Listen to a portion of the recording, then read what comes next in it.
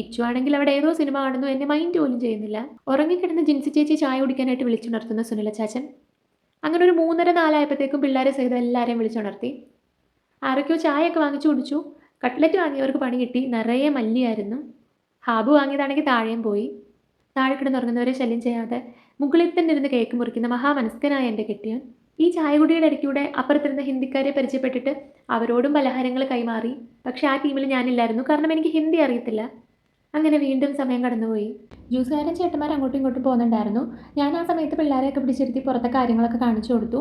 അങ്ങനെ വീണ്ടും സമയം കടന്നുപോയി. നേരെ സന്ധ്യയായി. എവിടെയോ ട്രെയിൻ നിർത്തിയിട്ടേക്കുമായിരുന്നു. ഈ സമയത്ത് ഇച്ചും അച്ചാച്ചന്മാരും കൂടെ സ്പെഷ്യൽ ബീഫുമായിട്ട് വരുന്ന ഫ്രണ്ട്സിനെ തപ്പി പുറത്തുപോയി. ഇനി എങ്ങാനും അവർ വരുന്നതിന് മുമ്പ് ട്രെയിൻ വിട്ടു പോകുമോ എന്നുള്ളൊരു പേടി എനിക്കുണ്ടായിരുന്നു. പക്ഷെ അങ്ങനൊന്നും ഉണ്ടായില്ല. അവർ തിരിച്ചു വന്നപ്പോഴത്തേക്കും പിള്ളേർ ടീംസിൽ ആരൊക്കെയോ കരച്ചിൽ തുടങ്ങി. ഹെപ്സിബയാണെന്ന് തോന്നുന്നു. അങ്ങനെ അത്താഴം കഴിഞ്ഞിട്ട് എല്ലാവരും കയറി കിടന്നു. പിറ്റേന്ന് ഒരു 6:30 ആയപ്പോഴത്തേക്കും, അതായത് 2-ാം ദിവസം, എല്ലാവരും പൊടിയും തട്ടി എഴുന്നേറ്റ് തുടങ്ങി. ഉണരാത്ത കുട്ടികളെ ഞാൻ ഫ്ലാഷ് ലൈറ്റ് ഓൺ ആക്കിക്കൊണ്ട് ചെന്നാണ് വിളിച്ചുണർത്തിയത്. ഹണിമൂണിന് വന്നിട്ട് ഫോണിൽ നിന്ന് കണ്ണെടുക്കാൻ സമയമില്ലാത്ത എൻ്റെ പ്രിയ ഹസ്ബൻഡും ടീംസും റീൽസ് കൊണ്ടുമാണ്.